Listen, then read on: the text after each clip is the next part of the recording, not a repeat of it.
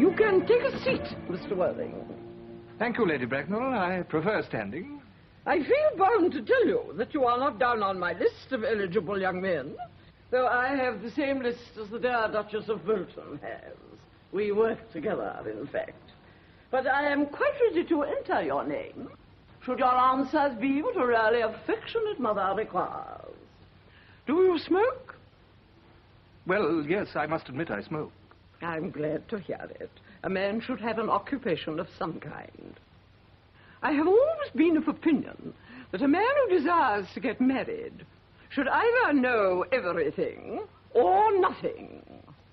Which do you know? I know nothing, Lady Bracknell. I am pleased to hear it. I do not approve of anything that tampers with natural ignorance. Ignorance is like a delicate, exotic fruit. Touch it and the bloom is gone. The whole theory of modern education is radically unsound. Fortunately, in England, at any rate, education produces no effect whatsoever. What is your income? Between 7,000 and 8,000 a year. In land or in investments? In investments, chiefly. That is satisfactory. What between the duties expected of one during one's lifetime and the duties exacted from one after one's death, land has ceased to be either a profit or a pleasure. It gives one position but prevents one from keeping it up. That's all that can be said about land. I have a country house with some land, of course, attached to it, about 1,500 acres, I believe, but I don't depend on that for my real income. In fact, as far as I can make out, the poachers are the only people who make anything out of it. You have a townhouse, I hope. A girl with a simple, unspoiled nature like Gwendolen can hardly be expected to reside in the country. Well, I own a house in Belgrave Square, but it is let by the year to Lady Bloxham. Lady Bloxham? No, I don't know. Oh, she goes about very little. She's a lady considerably advanced in years. Ah, nowadays that is no guarantee of respectability of character. What are your politics? Well, I'm afraid I really have none. I am a liberal. They come to Tories, they dine with us, or come in the evening, at any rate. Now to minor matters. Are your parents living? I have lost both my parents. To lose one parent, Mr. Worthing, may be regarded as a misfortune. To lose both looks like carelessness. Who was your father? Well, I'm afraid I really don't know. The fact is, Lady Bracknell, I said I had lost both my parents. It would be nearer the truth to say my parents seem to have lost me. I don't actually know who I am by birth. I was found. Found? The late Mr. Thomas Cardew, an old gentleman of most charitable and kindly disposition, found me and gave me the name of Worthing because he happened to have a first-class ticket for Worthing in his pocket at the time.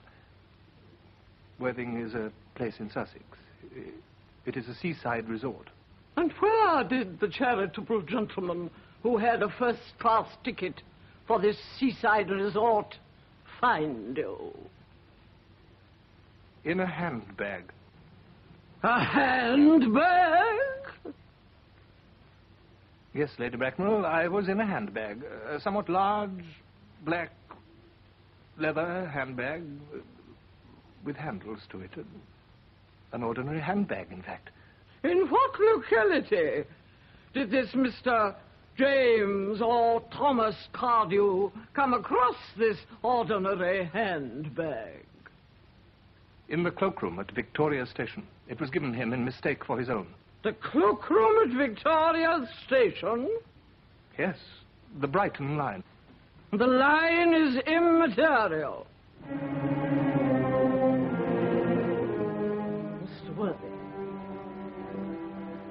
I confess I feel somewhat bewildered by what you have just told me. To be born, or at any rate bred in a handbag, whether it had handles or not, seems to me to display contempt for the ordinary decencies of family life that reminds one of the worst excesses of the French Revolution. And I presume you know what that unfortunate movement led to. Oh, may I ask then what you advise me to do? I need hardly say I would do anything in the world to ensure Gwendolyn's happiness.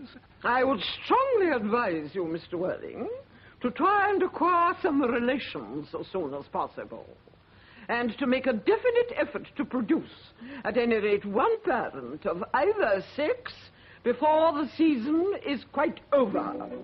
Well, I really don't see how I can possibly do that, Lady Bracknell. I can produce the handbag at any moment. It's in my dressing room at home. I really think that ought to satisfy you, Lady Bracknell. Me, sir? What has it to do with me? You can hardly imagine that I and Lord Bracknell would dream of allowing our only daughter, a girl brought up with the utmost care, to marry into a cloakroom and form an alliance with a parcel? Good morning, Miss Worthing. Good morning, Lady Bracknell.